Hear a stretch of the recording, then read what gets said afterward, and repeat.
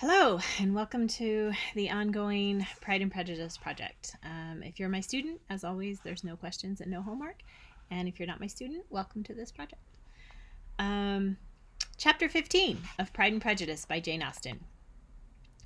Mr. Collins was not a sensible man, and the deficiency of nature had been but little assisted by education or society, the greatest part of his life having been spent under the guidance of an illiterate and miserly father, and though he belonged to one of the universities, he had merely kept the necessary terms, without forming at it any useful acquaintance. The subjection in which his father had brought him up had given him originally great humility of manner, but it was now a good deal counteracted by the self-conceit of a weak head living in retirement and the consequential feelings of early and unexpected prosperity. A fortunate chance had recommended him to Lady Catherine de Bourgh when the living of Hunsford was vacant, and the respect which he felt for her high rank and his veneration for her as his patroness, mingling with a very good opinion of himself, of his authority as a clergyman and his rights as a rector, made him altogether a mixture of pride and obsequiousness, self-importance and humility. Having now a good house and a very sufficient income, he intended to marry, and in seeking a reconciliation with the Longbourn family, he had a wife in view, as he meant to choose one of the daughters, if he found them as handsome and amiable as they were represented by common report. This was his plan of amends, of atonement, for inheriting their father's estate, and he thought it an excellent one, full of eligibility and suitableness, and excessively generous and disinterested on his own part. His plan did not vary on seeing them. Miss Bennet's lovely face confirmed his views and established all his strictest notions of what was due his seniority, and for the first evening she was his settled choice. The next morning, however, made an alteration, for in a quarter of an hour's tete-a-tete with Mrs. Bennet before breakfast, a conversation beginning with his parsonage house and leading naturally to the avowal of his hopes that a mistress for it might be found at Longbourn, produced from her, amid very complacent smiles and general encouragement, a caution against the very Jane he had fixed on. As to her younger daughter, she could not take upon her to say, she could not positively answer, but she did not know of any prepossession.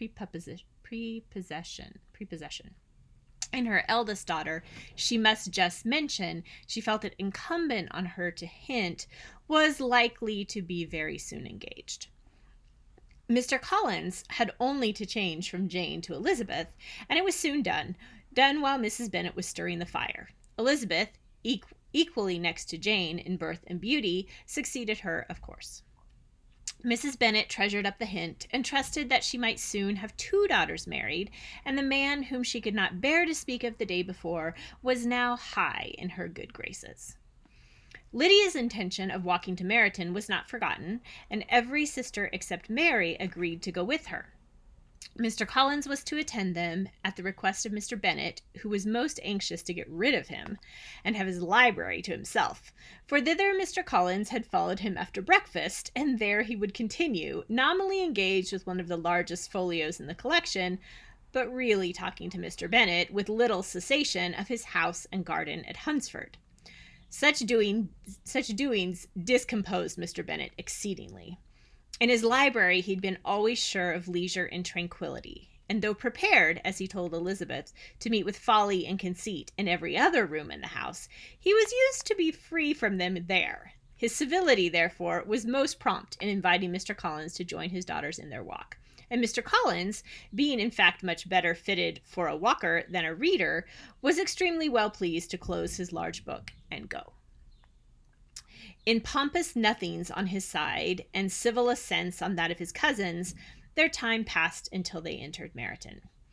The attention of the younger ones was then no longer to be gained by him. Their eyes were immediately wandering up and down up the street in quest of the officers, and nothing less than a very smart bonnet indeed, or really new muslin in a shop window, could recall them. But the attention of every lady was soon caught by a young man whom they'd never seen before, of most gentlemanlike appearance, walking with an officer on the other side of the way. The officer was the very Mr. Denny, concerning whose return from London Lydia came to inquire, and he bowed as they passed. All were struck with the stranger's air. All wondered who he could be, and Kitty and Lydia, determined if possible to find out, led the way across the street under pretense of wanting something in an opposite shop, and fortunately had just gained the pavement when the two gentlemen turning back had reached the same spot. Mr. Denny addressed them directly and entreated permission to introduce his friend, Mr. Wickham, who had returned with him the day before from town, and he was happy to say had accepted a commission in their corps. This was exactly as it should be, for the young man wanted only regimentals to make him completely charming. His appearance was greatly in his favor. He had all the best part of beauty, a fine countenance, a good figure, and very pleasing address. The introduction was followed up on his side by a happy readiness of conversation, a readiness at the same time perfectly correct and unassuming, and the whole party were still standing and talking together very agreeably when the sound of horses drew their notice, and Darcy and Bingley were seen riding down the street. On distinguishing the ladies of the group, the two gentlemen came directly towards them and began the usual civilities. Bingley was the principal spokesman, and Miss Bennet the principal object. He was then, he said, on his way to Longbourn on purpose to inquire after her. Mr. Darcy corroborated it with a bow, and was beginning to determine not to fix his eye on Elizabeth, when they were suddenly arrested by the sight of the stranger. And Elizabeth, happening to see the countenance of both when they looked at each other, was all astonishment at the effect of the meeting. Both changed color. One looked white, the other red. Mr. Wickham, after a few moments, touched his hat, a salutation which Mr. Darcy just deigned to return. What could be the meaning of it? It was impossible to imagine. It was impossible not to long to know. In another minute, Mr. Bingley, but without seeming to have noticed what passed, took leave and rode on with his friend. Mr. Denny and Mr. Wickham walked with the young ladies to the door of Mr. Phillips's house, and then made their bows, in spite of Miss Lydia's pressing entreaties that they would come in, and even in spite of Mrs. Phillips throwing up the parlor window and loudly seconding the invitation. Mrs. Phillips was always glad to see her nieces, and the two eldest from their recent absence were particularly welcome, and she was eagerly expressing her surprise at their sudden return home, which, as their own carriage had not fetched them, she should have known nothing about if she had not happened to see Mr. Jones's shop boy in the street, who had told her that they were not to send any more draughts to Netherfield because the Miss Bennets were come away, when her civility was claimed towards Mr. Collins by Jane's introduction of him. She received him with her very best politeness, which he returned with as much more, apologizing for his intrusion, without any previous acquaintance with her, which he could not help flattering himself, however, might be justified by his relationship to the young ladies who introduced him to her notice.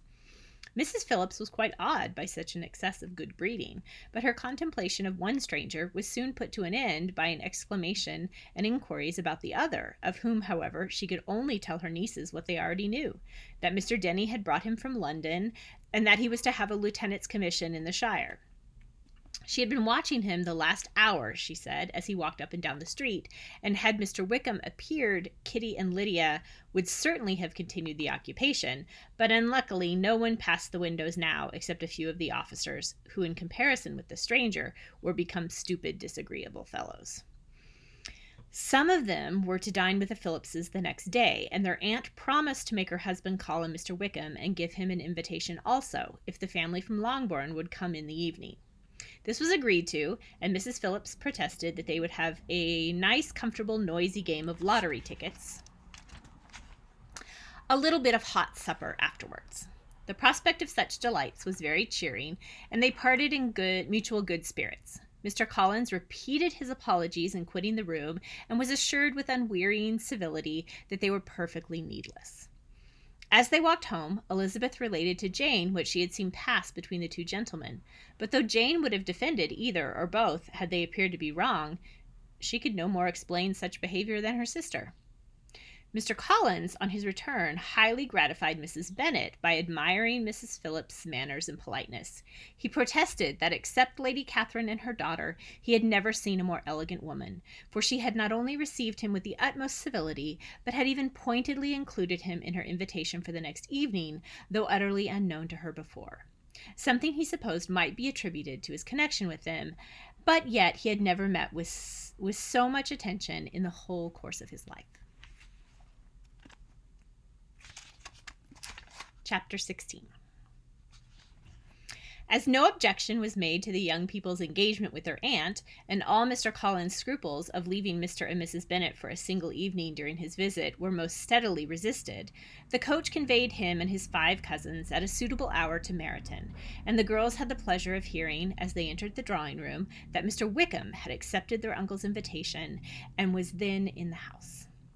When this information was given and they had all taken their seats, Mr. Collins was at leisure to look around him and admire, and he was so much struck with the size and furniture of the apartment that he declared he might almost have supposed himself in the small summer breakfast parlor at Rosine's, a comparison that did not at first convey much gratification, but when Mrs. Phillips understood from him what Rosine's was and who was its proprietor, when she had listened to the description of only one of Lady Catherine's drawing rooms, and found that the chimney piece alone had cost £800, she felt all the force of the compliment, and would hardly have resented a comparison with the housekeeper's room. In describing to her all the grandeur of Lady Catherine and her mansion, with occasional digressions in praise of his own humble abode, and the improvements it was receiving, he was happily employed until the gentlemen joined them, and he found in Mrs. Phillips a very attentive listener, whose opinion of his consequence increased with what she heard, and who was resolving to retail it all among her neighbours as soon as she could. To the girls, who could not listen to their cousin, and who had nothing to do but to wish for an instrument, and examine their own indifferent imitations of china on the mantelpiece, the interval of waiting appeared very long. It was over at last, however. The gentleman did approach, and when Mr. Wickham walked into the room, Elizabeth felt that she had neither been seeing him before, nor thinking of him since, with the smallest degree of unreasonable imagination. The officers of the shire were in general a very credible, gentlemanlike set, and the best of them were of the present party. But Mr. Wickham was as far beyond them all in person, countenance, air, and walk, as they were superior to the broad-faced, stuffy Uncle Phillips, breathing port wine, who followed them into the room. Mr. Wickham was the happy man towards whom almost every female eye was turned, and Elizabeth was the happy woman by whom he finally seated himself. And the agreeable manner in which he immediately fell into conversation, though it was only on its being a wet night, and on the probability of a rainy season, made her feel that the commonest, dullest, most threadbare topic might be rendered interesting by the skill of the speaker. With such rivals for the notice of the fair as Mr. Wickham and the officers, Mr. Collins seemed likely to sink into insignificance. To the young ladies he was certainly nothing, but he had still at intervals a kind listener in Mrs. Phillips, and was, by her watchfulness, most abundantly supplied with coffee and muffin. When the card tables were placed, he had an opportunity of obliging her in turn by sitting down to whist. "I know little of the game at present," said he, "but I shall be glad to improve myself, for in my situation of life—" Mrs. Phillips was very thankful for his compliance, but could not wait for his reason. Mr. Wickham did not play at whist, and with ready delight was he received at the other table between Elizabeth and Lydia. At first there seemed danger of Lydia's engrossing him entirely, for she was a most determined talker, but being likewise extremely fond of lottery tickets, she soon grew too much interested in the game, too eager in making bets and exclaiming after prizes, to have attention for anyone in particular. Allowing for the common demands of the game, Mr. Wickham was therefore at leisure to talk to Elizabeth, and she was very willing to hear him, though what she chiefly wished to hear what she chiefly wished to hear. Got distracted. Okay. Mr. Wickham was therefore at leisure to talk to Elizabeth, and she was very willing to hear him. Though what she chiefly wished to hear, she could not hope to be told: the history of his acquaintance with Mr. Darcy. She dared not even mention that gentleman. Her curiosity, however, was unexpectedly relieved. Mr. Wickham began the subject himself. He inquired how far Netherfield was from Meryton, and after receiving her answer, asked in a hesitating manner how long Mr. Darcy had been staying there. "About a month," said Elizabeth, and then, unwilling to let the subject drop, added, "He's a man of very large property in Derbyshire, I understand." "Yes," replied Wickham. "His estate there is a noble one, a clear 10,000 per annum. You could not have met with a person more capable of giving you certain information on that head than myself, for I have been connected with his family in a particular manner from my infancy." Elizabeth could not but look surprised. You may well be surprised, Miss Bennet, at such an assertion, after seeing, as you probably might, the very cold manner of our meeting yesterday. Are you much acquainted with Mr. Darcy?" "As much as I ever wished to be," cried Elizabeth warmly. "I have spent 4 days in the same house with him, and I think him very disagreeable." "I have no right to give my opinion," said Wickham, "as to his being agreeable or otherwise. I am not qualified to form one. I have known him too long and too well to be a fair judge. It is impossible for me to be impartial. But I believe your opinion of him would in general astonish, and perhaps you would not express it quite so strongly anywhere else. Here you are in your own family." "Upon my word, I say no more here than I might say in any house in the neighbourhood, except Netherfield. He is not at all liked in Hertfordshire. Everybody is disgusted with his pride. You will not find him more favourably spoken of by anyone." "I cannot pretend to be sorry," said Wickham, after a short interruption, "that he or any man should not be estimated beyond their deserts. But with him I believe it does not often happen. The world is blinded by his fortune and consequence, or frightened by his high and imposing manners, and sees him only as he chooses to be seen. I should take him, even on my slight acquaintance, to be an ill-tempered man." Wickham only shook his head. "I wonder," said he, at the next opportunity of speaking, "whether he is likely to be in this country much longer." "I do not know at all, but I heard nothing of his going away when I was at Netherfield. I hope your plans in favour of the shire will not be affected by his being in the neighbourhood." "Oh, no! It is not for me to be driven away by Mr. Darcy. If he wishes to avoid seeing me, he must go. We are not on friendly terms, and it always gives me pain to meet him, but I have no reason for avoiding him but what I might complain to all the world, a sense of very great ill usage, and most painful regrets at his being what he is. His father, Miss Bennet, the late Mr. Darcy, was one of the best men that ever breathed, and the truest friend I ever had, and I can never be in company with this Mr. Darcy without being grieved to the soul by 1,000 tender recollections.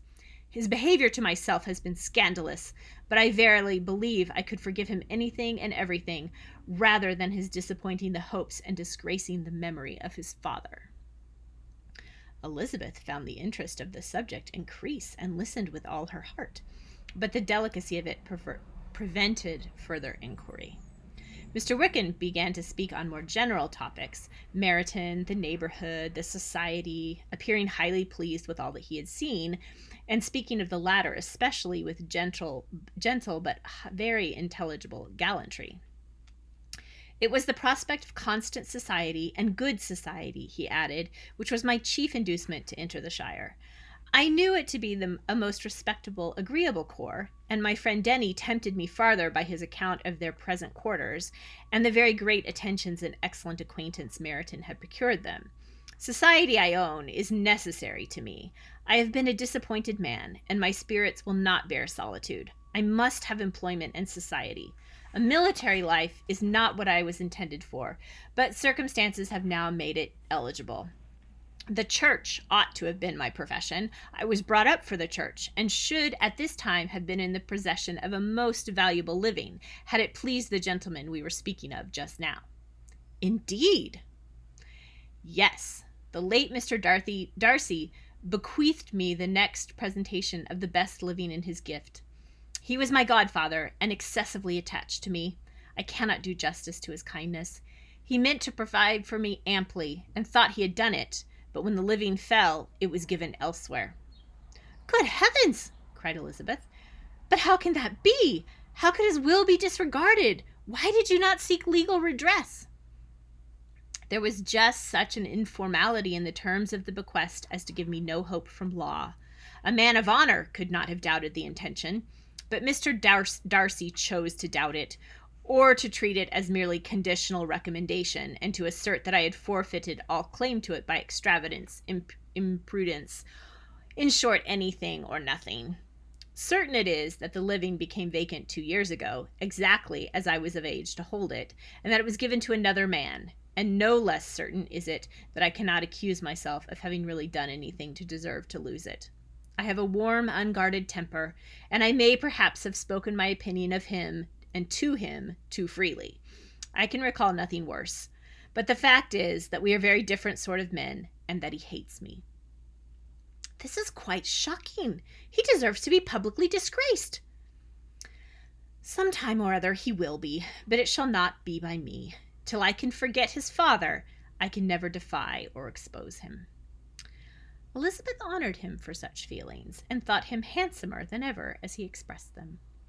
"But what," said she, after a pause, "can have been his motive? What could have induced him to behave so cruelly?" "A thorough, determined dislike of me.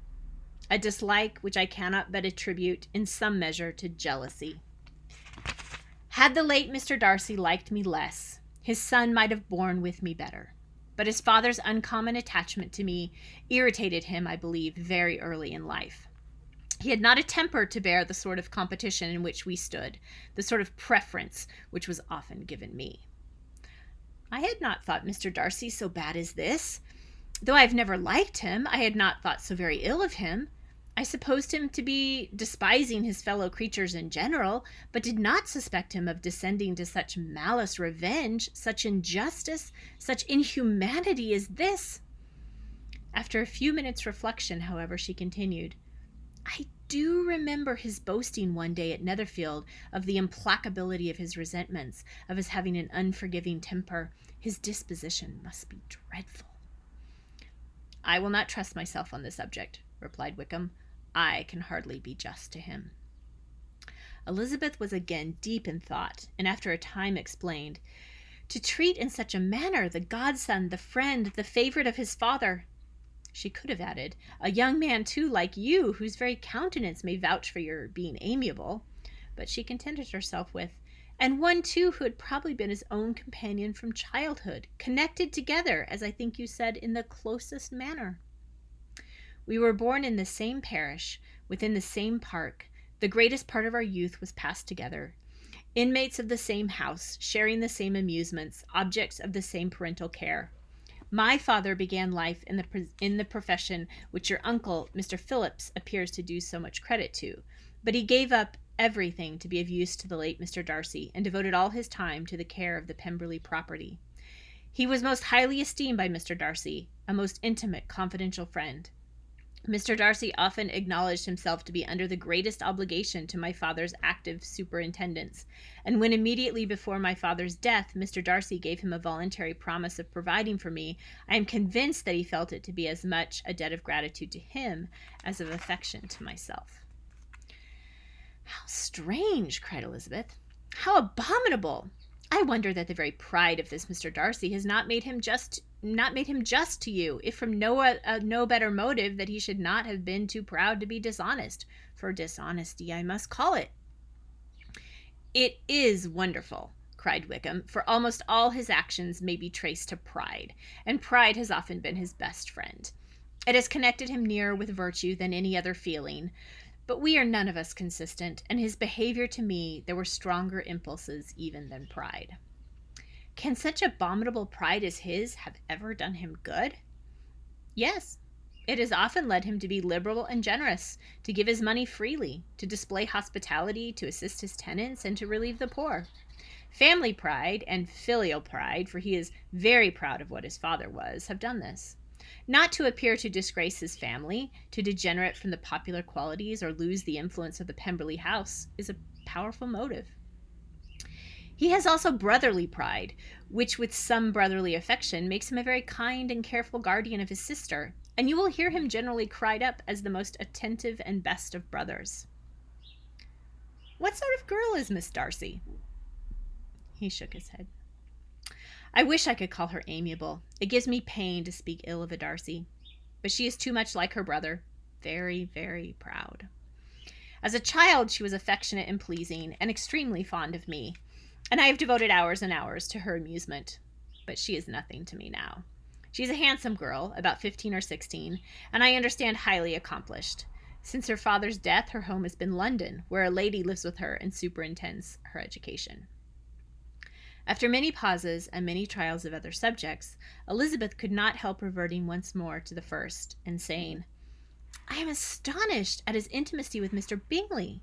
How can Mr. Bingley, who seems good humor itself, and is, I really believe, truly amiable, be in friendship with such a man? How can they suit each other? Do you know Mr. Bingley? Not at all. He is a sweet-tempered, amiable, charming man. He cannot know what Mr. Darcy is. Probably not. But Mr. Darcy can please where he chooses. He does not want abilities. He can be conversible. He can be a conversible companion if he thinks it's worth his while. Among those who are at all his equals in consequence, he is a very different man from what he is to the less prosperous. His pride never deserts him, but with the rich, he is liberal-minded, just, sincere, rational, honorable, and perhaps agreeable, allowing something for fortune and figure.